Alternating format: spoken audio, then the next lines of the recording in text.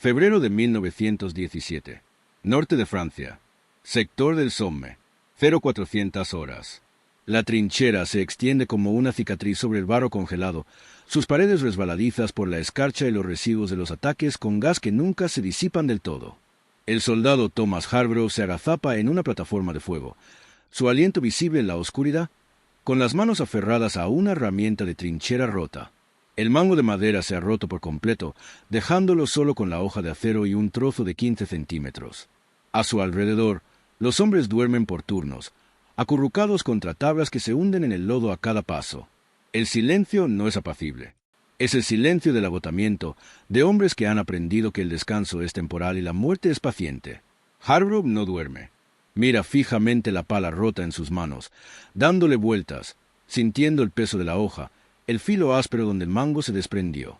En manos de otro hombre, esto sería basura, algo para desechar en el próximo depósito de suministros. Pero Harborough no es otro hombre. Antes de la guerra, Thomas Harborough trabajaba en Sheffield, en las acerías que alimentaban el hambre industrial de Gran Bretaña. No era capataz ni ingeniero, ni alguien cuyo nombre aparecía en planos o informes de producción. Era un afilador, un hombre que pasaba turnos de 12 horas moldeando metal en bruto para convertirlo en herramientas, afilando cuchillas y puliendo las asperezas hasta que brillaban. Su padre había tenido el mismo oficio, y su abuelo antes, una estirpe de hombres que comprendían que el metal tiene memoria, que responde a la presión y al calor de forma predecible, que una cuchilla no es solo acero, sino geometría, ángulo y propósito. Harborough aprendió a leer el metal como otros hombres leen los libros, a ver en una pieza bruta la herramienta terminada en la que se convertiría. Aprendió paciencia, precisión y el valor de los pequeños ajustes.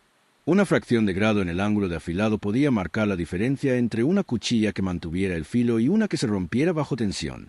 Estas lecciones lo acompañaron cuando se alistó en 1915, cuando las acerías enviaron a sus hombres al frente y las forjas quedaron en silencio. El frente occidental no se preocupa por la precisión. Es un paisaje caótico, donde los proyectiles de artillería arrasan pelotones enteros en segundos, donde los hombres se ahogan en el lodo, donde la meticulosa artesanía de tiempos de paz se vuelve irrelevante ante la masacre industrial. Harborough llegó a Francia con la convicción de que la habilidad importaba, que la atención al detalle podía salvar vidas. Fue asignado a los ingenieros, no por su trabajo en la fábrica, sino porque era fuerte y podía cavar. Los ingenieros cavaban trincheras, tendían alambre, reparaban tarimas y arrastraban a los heridos por el lodo cuando los camilleros no podían alcanzarlos. Era un trabajo brutal y anónimo, y Harborough lo hacía sin quejarse. Pero observaba. Observó los patrones de la guerra, los ritmos de bombardeo y contraataque, los pequeños comportamientos que separaban a los supervivientes de las bajas. Y se fijó en los francotiradores. Los francotiradores alemanes no eran asesinos al azar. Eran metódicos, entrenados y pacientes. No disparaban a diestro y siniestro en las trincheras. Esperaban a los objetivos valiosos. Oficiales consultando mapas, mensajeros portando mensajes, ingenieros reparando alambradas al descubierto. Trabajaban en parejas o equipos, rotando posiciones, sin permanecer nunca en un mismo lugar el tiempo suficiente para ser localizados por los contrafrancotiradores. La doctrina británica exigía cortinas de humo, movimientos rápidos y fuego indirecto para suprimir la actividad de los francotiradores, pero estas medidas eran reactivas, de munición cara y a menudo ineficaces. Los francotiradores se adaptaron. Aprendieron los horarios británicos, los momentos en que los grupos de trabajo se adentraban en tierra de nadie, los momentos en que los periscopios se alzaban sobre el parapeto. Se convirtieron en fantasmas, invisibles hasta el momento en que disparaban, y para entonces ya era demasiado tarde. La unidad de Harborough perdió 3 hombres en una sola semana por fuego de francotiradores. No en cargas dramáticas ni incursiones en trincheras, sino en momentos de tranquilidad, un cabo revisando la alambrada al amanecer, un señalero ajustando un teléfono de campaña, un zapador reparando un sumidero de drenaje. Cada muerte fue precisa. Clínica, un único disparo que no dejó tiempo para cubrirse o responder. La tercera muerte fue diferente. Se trataba del cabo Daniels, un amigo de Sheffield que había trabajado 2 hornos más allá de Harborough, en las fábricas. Se habían alistado juntos, habían viajado a Francia en el mismo transporte y habían compartido el mismo refugio durante 18 meses. Daniels era cuidadoso, disciplinado y nunca corría riesgos innecesarios. La mañana del 9 de febrero, salió de la trinchera para inspeccionar un tramo de alambre que había sido cortado durante la noche, probablemente por una patrulla alemana. Se agachó, usó un cráter como cobertura y mantuvo su casco por debajo del horizonte. El disparo se produjo a 700 metros, desde una posición que nadie había identificado, ni siquiera sospechado.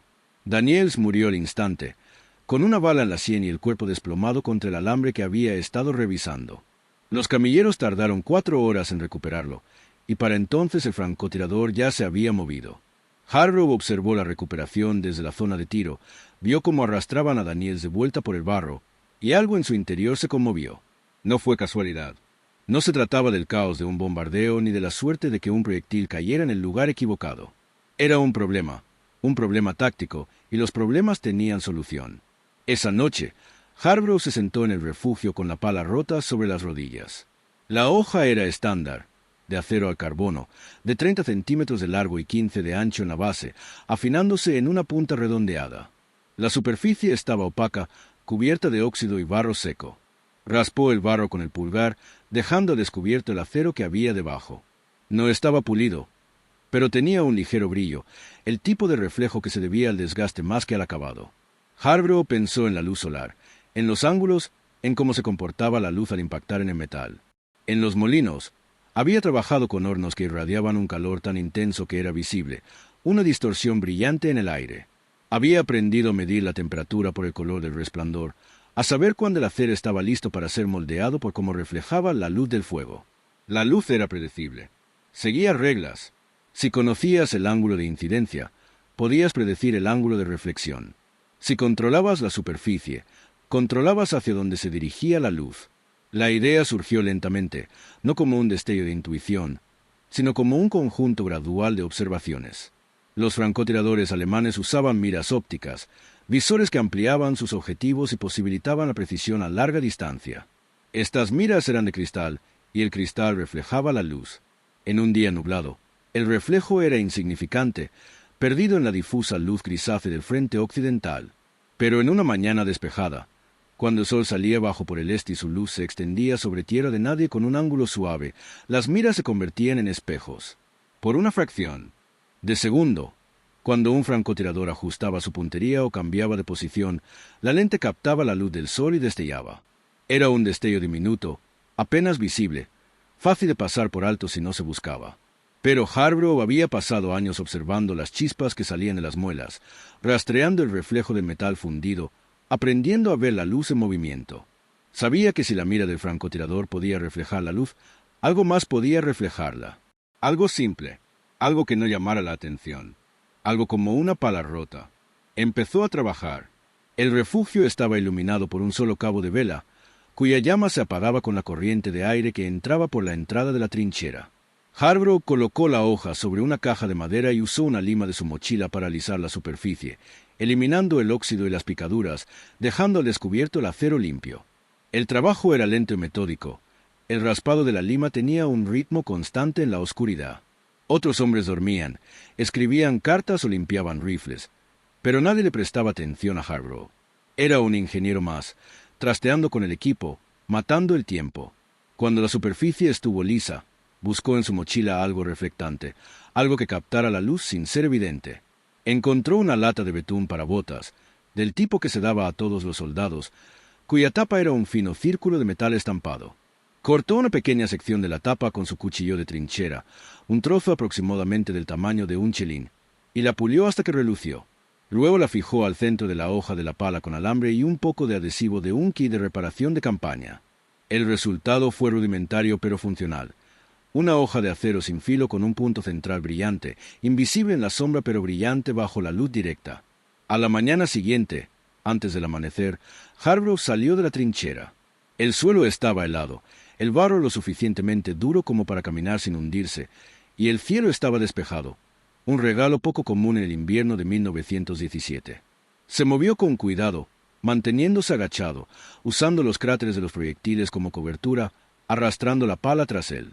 A 50 yardas de la línea británica, encontró un cráter adecuado, con el borde lo suficientemente alto como para ocultarse, y su posición ofrecía una vista clara de las trincheras alemanas a 600 yardas de distancia. Plantó la pala en el borde del cráter, inclinando la hoja para que mirara al este, hacia el sol naciente. El ángulo era crítico. Demasiado inclinado, la luz se reflejaría inofensivamente en el cielo. Demasiado plano, y se dispersaría por el suelo. Harborough ajustó la hoja poco a poco, usando rocas y barro congelado para encajarla en su lugar, hasta que estuvo satisfecho.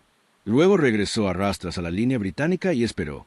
El sol salió a las 06:15, un frío disco blanco que ascendía lentamente por el horizonte. Su luz se extendía por tierra de nadie, convirtiendo la escarcha en diamantes, proyectando largas sombras en cada agujero de obús y cada alambre. Harborough observaba a través de un periscopio, con las manos firmes sobre el marco de madera y la respiración contenida. Durante los primeros 10 minutos no ocurrió nada. La pala reflejaba luz, un tenue brillo en la distancia, pero no hubo respuesta de las líneas alemanas. Entonces, a las 06:27, algo brilló. Fue breve, un punto de luz a 200 metros al sur de la pala de Harborough, que desapareció casi antes de que sus ojos pudieran registrarlo. Pero había estado allí. Una mira, una lente, un francotirador ajustando su posición para seguir el reflejo. Harborough marcó la ubicación en su mente, un cráter poco profundo cerca de un fortín destruido, y esperó. 30 segundos después, el destello volvió, más brillante esta vez, más sostenido. El francotirador se había posicionado, con la mira fija en el extraño reflejo en tierra de nadie, intentando determinar si era una amenaza o una anomalía. Harborough no se movió. Contó los segundos, trazó la posición exacta y luego bajó en busca de ayuda. Harborough encontró al sargento McKay en el refugio de mando, un veterano cuyo escepticismo se reflejaba en cada línea de su curtido rostro. Cuando Harborough explicó lo que había visto, la expresión de McKay permaneció impasible, indiferente. El sargento había escuchado demasiadas teorías de soldados que creían comprender los patrones de la guerra. Pero algo en la tranquila seguridad de Harborough lo hizo reflexionar. Aceptó avisar a la sección de francotiradores del batallón.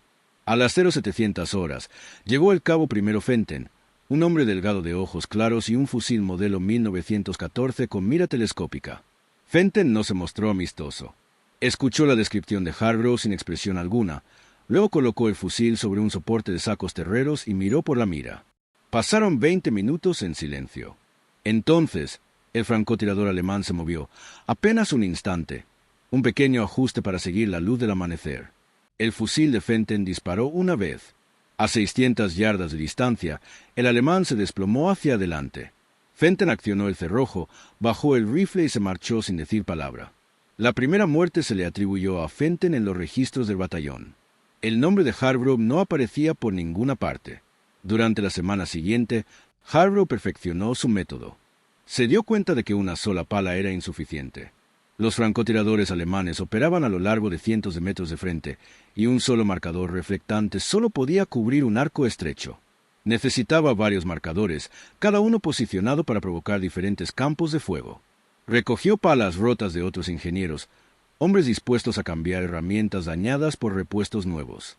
Pulió cada hoja, les colocó parches reflectantes recortados de latas y tapas de botiquines, y las colocó en tierra de nadie en una cuadrícula deliberada. Cada marcador se colocaba al amanecer y se retiraba al anochecer para evitar que lo detectaran las patrullas alemanas. El trabajo era extremadamente peligroso.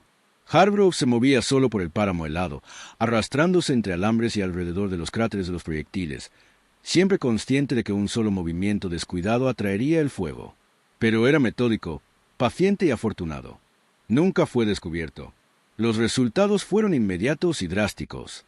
El 14 de febrero, 3 francotiradores alemanes fueron eliminados a los 20 minutos del amanecer, todos guiados por los marcadores de Harborough. El 16 de febrero, 4 más fueron abatidos. Para el 20 de febrero, la actividad de francotiradores alemanes en el sector había disminuido un 70%. Los corredores cruzaban tierra de nadie sin ser alcanzados por disparos. Los ingenieros reparaban el cableado a la luz del día. Los oficiales consultaban mapas abiertamente en la plataforma de tiro. El cambio fue tan pronunciado que la inteligencia divisional envió a un capitán a investigar. El joven oficial entrevistó a Harborough, tomó notas detalladas, asintió cortésmente y se marchó. Su informe se presentó con una recomendación para un estudio más profundo, pero esta recomendación nunca se llevó a cabo. El método era demasiado irregular, dependía demasiado de la iniciativa individual, se alejaba demasiado de los límites de la doctrina establecida.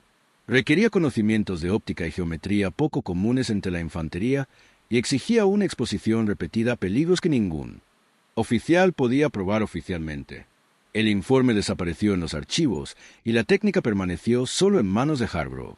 Pero los soldados hablan. Se corrió la voz a través de las redes informales que unen a los ejércitos, las conversaciones en refugios y puestos de socorro, las cartas intercambiadas entre unidades.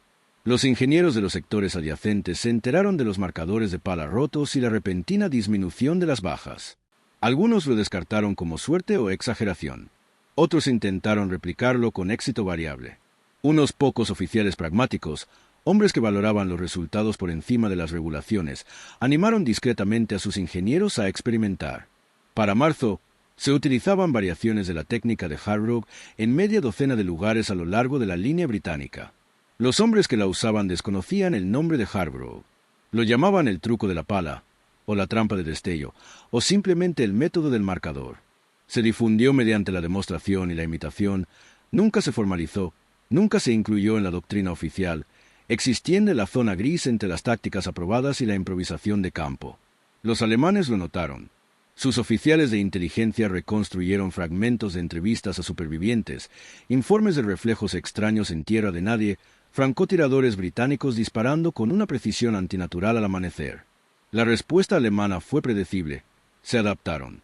Los francotiradores recibieron órdenes de evitar disparar durante la primera hora después del amanecer. El equipo óptico se equipó con parasoles antideslumbrantes y revestimientos antirreflectantes. Las posiciones rotaron con mayor frecuencia, nunca ocupadas durante días consecutivos. Estas contramedidas redujeron las bajas alemanas, pero también redujeron la efectividad. Un francotirador limitado por restricciones de tiempo y modificaciones de equipo opera con una capacidad reducida. La innovación obligó a adaptarse, y la adaptación consumió recursos.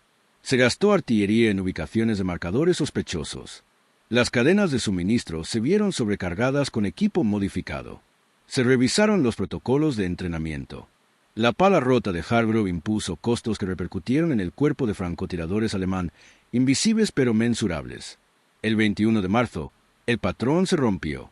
Harborough plantó un marcador al amanecer, como lo había hecho docenas de veces, pero mientras se arrastraba de regreso hacia las líneas británicas, un proyectil impactó en el cráter que tenía detrás. No fue fuego aleatorio. Fue un disparo de alcance, deliberado y preciso. Los alemanes lo habían visto. Un segundo proyectil impactó más cerca, luego un tercero. La metralla silbó en el aire mientras Harborough se apretaba contra el barro helado, con el corazón latiendo con fuerza. La descarga duró 3 minutos, una tormenta concentrada que convirtió el suelo en un caos humeante. Cuando regresó el silencio, Harborough estaba vivo, pero conmocionado. Se arrastró la distancia restante y se desplomó en el escalón de incendios, con las manos temblorosas. El sargento Mezekay lo encontró 1 hora después y le dijo que dejara de plantar marcadores, que el riesgo ya no valía la pena. Harborough asintió. Era mentira. Esa noche, Harborough modificó su enfoque. En lugar de colocar marcadores al amanecer, los colocó durante las horas de oscuridad, trabajando a la luz de las estrellas, aceptando una precisión reducida para mayor seguridad. Los marcadores eran más rudimentarios. Su efectividad disminuyó, pero aún funcionaban. Durante la semana siguiente, 3 francotiradores alemanes más fueron eliminados. Entonces, el 28 de marzo, todo cambió. Los alemanes lanzaron una masiva descarga de artillería antes del amanecer, 6 horas de bombardeo sostenido que arrasaron trincheras y sepultaron pelotones enteros. Fue preludio de su ofensiva de primavera, una última apuesta antes de que los refuerzos estadounidenses pudieran inclinar la balanza. Harborough sobrevivió porque estaba en las profundidades de un refugio reforzado, apretado contra sacos terreros con otros 20 hombres mientras el mundo de la superficie se desintegraba. Cuando emergieron, la línea de trincheras estaba irreconocible. Los escalones de incendios habían desaparecido, los parapetos estaban aplanados, los puntos de referencia borrados. Los cuerpos yacían esparcidos por un páramo lleno de cráteres. Se ordenó a los ingenieros realizar reparaciones inmediatas. No había tiempo para marcadores, teorías ni innovaciones meticulosas. Solo había trabajo desesperado, acarrear sacos terreros y tender al hambre antes del ataque de la infantería alemana. El asalto se produjo al anochecer, con oleadas de figuras grises avanzando entre el humo y el fuego de artillería. La línea británica resistió las descargas de fusil, las granadas y el combate cuerpo a cuerpo que duró 4 horas. Cuando los alemanes finalmente se retiraron, la mitad del pelotón de Harrow estaba muerto o herido. El sargento McKay murió por una metralla en el pecho. El teniente Graves fue evacuado con heridas graves. La estructura de mando se derrumbó.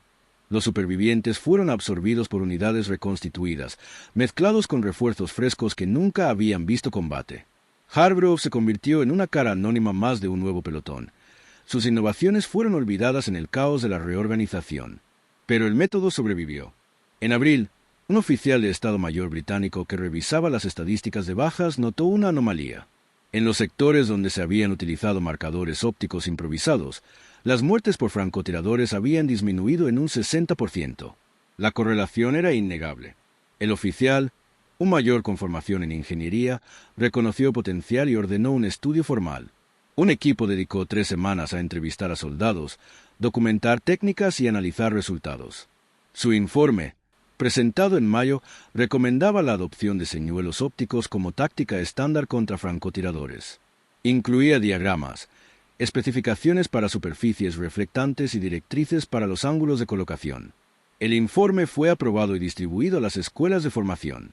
Para el verano, la técnica se enseñaba a los reclutas, se perfeccionaba y formalizaba, despojándose de su origen improvisado. Quienes la aprendieron jamás oyeron el nombre de Thomas Hargrove. Se les explicó que era una innovación táctica desarrollada por oficiales de Estado Mayor, probada y de eficacia demostrada.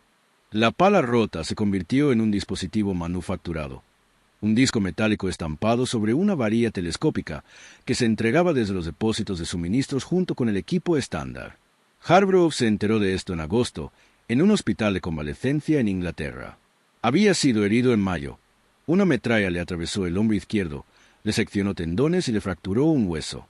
La lesión no fue mortal, pero puso fin a su servicio en combate. Mientras se recuperaba, otro paciente le mostró un manual de entrenamiento que incluía una sección sobre tácticas de contrafrancotirador con señuelos ópticos, con diagramas e instrucciones. Hargrove lo leyó 2 veces, despacio. La técnica era suya, la teoría era suya, pero su nombre no aparecía por ninguna parte. El manual atribuía la innovación a la inteligencia divisional y al desarrollo del personal. No sintió ira, solo una resignación silenciosa. Así funcionaban las instituciones. Absorbían las contribuciones individuales, las refinaban y las redistribuían como conocimiento colectivo. En esa transformación, el individuo dejó de existir. Hargrove fue dado de baja en noviembre de 1917, clasificado como no apto para continuar en el servicio. Su hombro nunca sanó del todo, lo que le impidió realizar el trabajo pesado requerido en las acerías. Encontró trabajo como inspector de herramientas, un puesto que exigía precisión más que fuerza. Regresó a Sheffield, a calles familiares que le resultaban extrañas después de Francia, y comenzó a reconstruir una vida civil. Se casó en 1919. Tuvo 2 hijos, trabajó de forma constante durante la Depresión y se jubiló en 1952. Rara vez hablaba de la guerra. Cuando le preguntaban, se describía como un ingeniero que cavaba trincheras y reparaba alambres. Decía que era duro pero que sobrevivió. Nunca mencionó a los marcadores, ni a los francotiradores, ni a los 14 hombres eliminados en 20 minutos. Su esposa presentía que había hecho algo significativo, algo que no comentaría, porque veía cómo miraba fijamente los reflejos, la luz del sol sobre metal, la geometría de las sombras. Pero ella no insistió, y él no se ofreció como voluntario. La técnica, sin embargo, perduró y evolucionó. Durante el resto de la Primera Guerra Mundial, los señuelos ópticos se convirtieron en estándar en la doctrina británica de contrafrancotiradores. Fueron refinados, mejorados y adaptados a diferentes condiciones. Los alemanes desarrollaron contramedidas, los británicos desarrollaron contramedidas, un ciclo creciente que continuó hasta el armisticio. En la Segunda Guerra Mundial, la técnica fue revivida y modificada para su uso contra francotiradores japoneses en las selvas del Pacífico, donde se requerían diferentes materiales y estrategias de colocación. En Corea, en Vietnam, en cada conflicto donde los francotiradores representaban una amenaza, se emplearon versiones del señuelo óptico. La tecnología cambió a lo largo de décadas. Los láseres reemplazaron la luz solar reflejada, los sensores electrónicos reemplazaron a los observadores humanos, pero el principio subyacente permaneció idéntico. Un francotirador que apunta se revela. Un reflejo puede provocar esa puntería. Una vez provocado, el francotirador puede ser eliminado. Harborough murió en 1964, a los 71 años, de una insuficiencia cardíaca. Su obituario en el Sheffield Telegraph constaba de 4 frases, que mencionaban su nacimiento, su servicio militar, su empleo y sus sobrevivientes. No se mencionaba la innovación ni los avances tácticos. Su familia lo enterró en un tranquilo cementerio. Su lápida solo contenía el nombre, las fechas y la inscripción «Cumplió con su deber». La lápida no hacía referencia a palas rotas, parches reflectantes ni francotiradores alemanes. No hacía falta. Los hombres que sobrevivieron gracias a su innovación nunca supieron su nombre, y él nunca buscó su gratitud. Había visto un problema, ideado una solución y la había implementado con las herramientas disponibles. Eso era suficiente. El legado de la técnica de Harborough se extendió mucho más allá de su contribución individual. En revisiones de posguerra, el ejército británico analizó el rendimiento táctico en miles de enfrentamientos. La técnica del señuelo óptico apareció en múltiples informes, atribuida de forma diversa a diferentes unidades y sectores. No se identificó a ningún individuo como su creador. La técnica se consideró un descubrimiento colectivo, una propiedad emergente de la guerra de trincheras, más que la obra de un solo hombre. No se trató de una supresión deliberada, sino de la naturaleza del conocimiento institucional. Los ejércitos acumulan experiencias, extraen patrones y los codifican en doctrina. En ese proceso se pierde la autoría individual. Harborough se convirtió en uno de los miles cuyas pequeñas innovaciones transformaron colectivamente la forma en que se libraban las guerras. Los archivos militares alemanes de la época contienen referencias a nuevas técnicas británicas de contrafrancotiradores que incluían dispositivos reflectantes, aunque las descripciones son vagas y contradictorias. Algunos informes describen postes metálicos, otros mencionan espejos y otros hacen referencia a destellos de luz inexplicables. La confusión era comprensible, ya que la técnica no era uniforme. Distintas unidades la implementaban de forma distinta utilizando los materiales disponibles, adaptando los principios básicos a las condiciones locales. Las contramedidas alemanas, recubrimientos antirreflectantes para miras telescópicas, procedimientos operativos revisados y artillería preregistrada en ubicaciones de marcadores sospechosos, redujeron la eficacia de la técnica, pero impusieron costes. Los francotiradores con horas de disparo restringidas operaban a capacidad reducida. El equipo modificado era más caro. La artillería desviada a marcadores sospechosos no estaba disponible para otros objetivos. La innovación obligó a una adaptación que consumió recursos en todo el cuerpo de francotiradores alemán. Para 1918, la inteligencia alemana había elaborado un análisis detallado de los métodos británicos de señuelos ópticos para su distribución a las unidades de primera línea. El documento, descubierto en archivos capturados tras la guerra, describía la técnica con notable precisión. Uso de superficies reflectantes para provocar destellos de la mira telescópica, patrones típicos de colocación y momentos de máxima eficacia. Recomendaba contramedidas e instaba a los comandantes a priorizar la colocación de marcadores en los objetivos. Lo que faltaba en el documento era cualquier reconocimiento de que la técnica se originó con un solo soldado armado con una pala rota. Los analistas alemanes asumieron que métodos tan sofisticados debían haber sido desarrollados por especialistas, probados en condiciones controladas e implementados a través de canales oficiales. La idea de la improvisación de un obrero en una trinchera fangosa era inconcebible dentro del pensamiento militar alemán. La influencia de la técnica se extendió más allá de los francotiradores. El principio de la provocación óptica para revelar posiciones ocultas se adaptó a otras aplicaciones. Los observadores de artillería utilizaban paneles reflectantes para atraer el fuego de las baterías alemanas ocultas, lo que permitía apuntar contra ellas. La infantería utilizaba espejos para simular movimientos de tropas, provocando fuego de ametralladora que revelaba las posiciones enemigas. Las aeronaves empleaban variantes con bengalas y señuelos reflectantes para mapear las defensas aéreas. El marcador de pala rota catalizó un reconocimiento más amplio de la óptica como una dimensión táctica donde la luz y la reflexión podían utilizarse como armas con la misma eficacia que las balas y los proyectiles. Este reconocimiento moldeó el desarrollo de la tecnología militar de entreguerras, influyendo en todo, desde el diseño del camuflaje hasta los sistemas infrarrojos y de radar.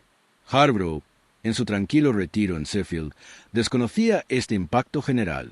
Leía periódicos, seguía la Segunda Guerra Mundial con el interés desinteresado de un veterano, pero no estudiaba historia militar ni buscaba relatos de innovaciones tácticas. Desconocía la adopción, el perfeccionamiento y la expansión de su método hasta convertirse en una familia de técnicas relacionadas. Desconocía que los manuales de entrenamiento de varios ejércitos incluían tácticas de contrafrancotirador óptico, ni que los historiadores militares identificarían la Primera Guerra Mundial como el periodo en que surgieron tales tácticas. Su contribución había sido absorbida por la vasta maquinaria del conocimiento militar, una pequeña pieza de un rompecabezas demasiado grande para que una sola persona lo comprendiera. Había plantado una pala rota, y a partir de ese acto, la doctrina había crecido.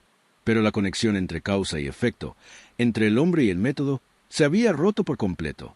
Décadas después de la Segunda Guerra Mundial, los historiadores militares comenzaron a prestar más atención a los orígenes de la innovación táctica. Las historias orales entrevistaron a veteranos, la investigación de archivos reveló informes olvidados y surgió una comprensión más matizada de la evolución doctrinal. Algunos historiadores rastrearon las técnicas de señuelo óptico hasta batallas y sectores específicos, pero ninguno las relacionó con Thomas Harborough. Su nombre no aparecía en diarios de guerra, listas de bajas ni recomendaciones de condecoración. Había sido soldado raso, ingeniero, un hombre cuyas funciones no dejaban constancia más allá del número de servicio y los papeles de baja. Los historiadores que estudiaban tácticas de contrafrancotirador asumieron que la técnica se desarrolló colectivamente, representando la sabiduría acumulada de miles de personas en lugar de la visión de un solo individuo. No estaban del todo equivocados. La idea de Harborough había sido adoptada y modificada por otros, cada iteración añadiendo mejoras, cada implementación adaptando los principios a las nuevas circunstancias. La técnica de los manuales militares no fue solo de su creación, pero la semilla, la chispa original, había sido suya, plantada no en instalaciones de investigación o en colegios de personal, sino en una trinchera helada por un hombre con una pala rota y el recuerdo de un amigo que murió sin motivo. La historia de Harborough ilustra una verdad fundamental sobre la innovación. A menudo surge de la desesperación más que de la inspiración, de la necesidad más que de la genialidad. No se propuso revolucionar tácticas. Se propuso evitar la muerte de amigos. Su solución no fue elegante ni sofisticada, sino rudimentaria, improvisada, construida con chatarra y principios de trabajo en fábricas medio olvidados. Pero funcionó. Al funcionar, demostró que la innovación no requiere laboratorios, financiación ni apoyo institucional. Requiere observación, análisis y disposición para actuar según ideas que contradicen los procedimientos establecidos. Harborough poseía estas cualidades no por ser excepcional, sino porque las circunstancias de la guerra de trincheras las exigían. El frente occidental era un crisol que ponía a prueba a cada hombre que entraba, y los sobrevivientes fueron aquellos que se adaptaron, aprendieron y se negaron a aceptar que los métodos establecidos eran los únicos posibles. Este patrón, la necesidad impulsa la innovación. Los individuos actúan al margen de los canales oficiales, las instituciones luego absorben y reivindican las innovaciones. Se repite a lo largo de la historia. La pala rota de Harborough pertenece a la misma categoría que innumerables contribuciones olvidadas. Soldados improvisando mejores sistemas de drenaje, médicos desarrollando procedimientos de triaje más rápidos, mecánicos modificando motores para un mejor rendimiento. Estas innovaciones rara vez se documentan.